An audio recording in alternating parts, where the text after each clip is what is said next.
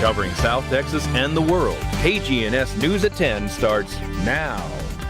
Good evening, everyone, and thanks for watching KGNS News at 10. I'm Tim Gutierrez. And I'm Ann Gutierrez. Two of El Cenizo's volunteer firefighters have been arrested for arson. Their mayor is now taking action. KGNS News reporter Valerie Gonzalez shares what the mayor feels is at the source of this problem and how residents feel about their fire department. She has the new information for us tonight.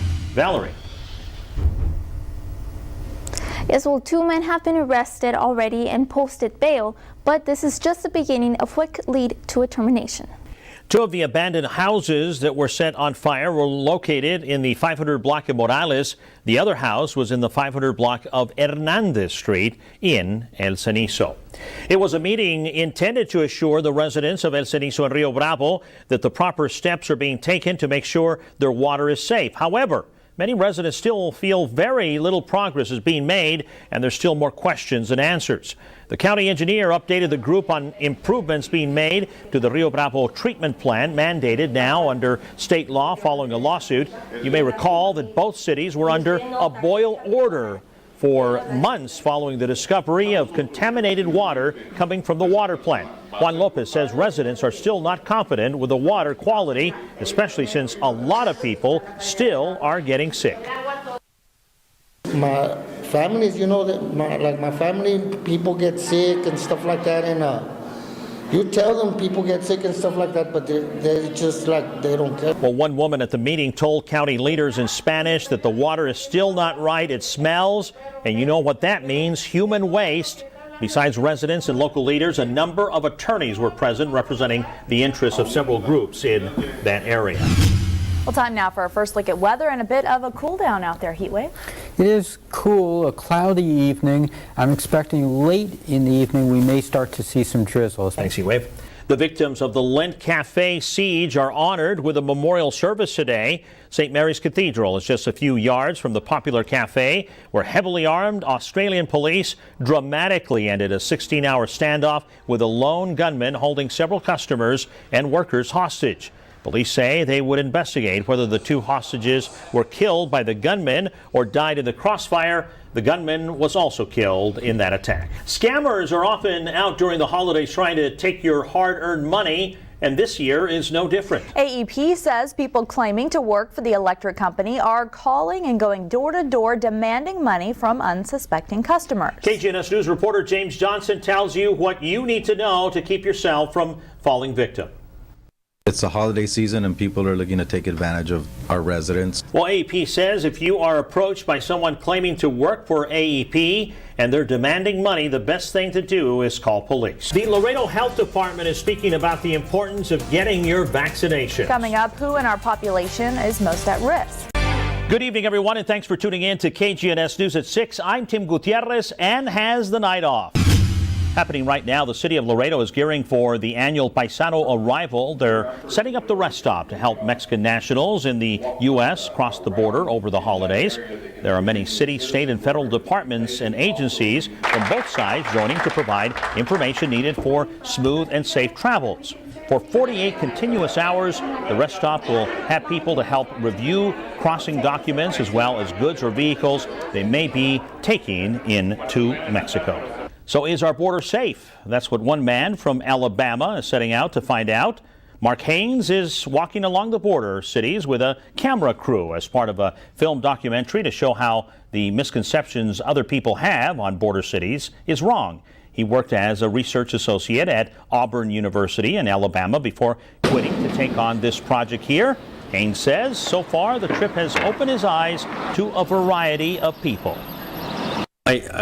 One thing in particular is that I often find that the things we fear most are exaggerated, and for sure the Southwest, Southeastern United States and Midwest see this as a very dangerous area. Haynes has been on his walk since October 27th, starting in El Paso. The final destination is Boca Chica near Brownsville.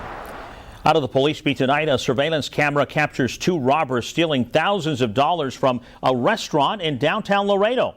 This is video of two men seen breaking into the front door of the restaurant La Fonda Don Martin on San Bernardo One of the men is seen wearing a sheep mask. Yeah, a sheep mask, while the other covers his face with what appears to be a sweater. Inside the restaurant, they take money from the register and $3,000 from a safe. If anyone can recognize these men, they are asked to call police at 795-2800 or Crime Stoppers at 727-TIPS. All calls will remain anonymous. Well, parents, listen up. A recent report indicates Webb County has the second most child hospitalizations in the state. KGNS News reporter James Johnson attended a special event aimed at decreasing that number. He tells us more right now. James? Thanks, Tim. Today's class is put together by the Safe Riders program of Austin. They decided to come to Laredo after noticing an increase in the number of children here being injured in car accidents. And the next Safe Riders Technician Certification Workshop will be held in San Antonio at their TxDOT office. That's scheduled for next month. On our web poll tonight, we're asking, how often do you see children not wearing a seatbelt in a moving vehicle? You can answer that question at kgns.tv.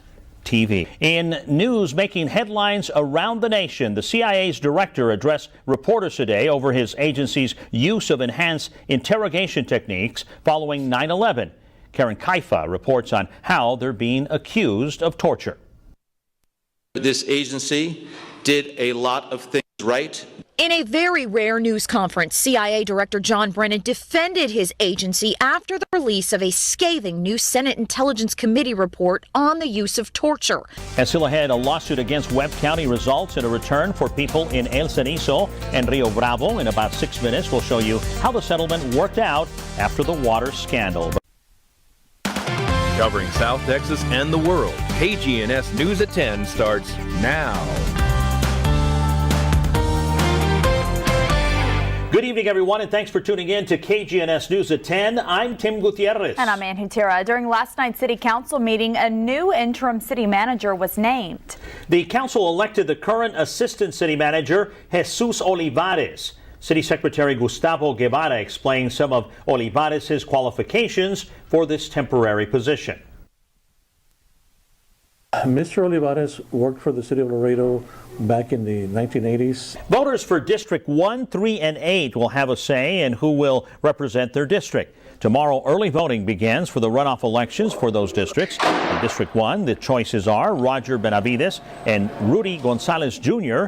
District 3, almost decided on Election Day by a matter of a single vote, is A.B. Lugo against Alex Perez. And for District 8, Roberto Bali against Rachel Ibarra. Early voting runs for 2 weeks till the 16th. Election Day is December 20th. If you want to see a list of voting sites, log on to our website at kgns.tv and click on the Extras tab. Now it's time for our first look at weather. Pretty chilly outside right now as the mercury heads down quickly for a second night in a row. Yes, it does. Heat Wave has a look at current conditions. Heat Wave. Temperatures in the 50s at this point. I'll take you through the next 7 days in a few minutes. So that moisture very possible, right? In a drizzly form, I don't expect any heavy accumulation. Okay, thanks, Ewan. New information tonight. Dozens of passengers wait for nearly 24 hours at the Laredo International Airport after their flight is canceled 3 times. An Allegiant flight to Las Vegas was supposed to arrive at around 8 last night, but the airline says crosswinds did not allow the plane to land. Passengers say the pilots attempted to land 3 times, but eventually returned to McAllen. 2 passengers here say they are unhappy with all those delays.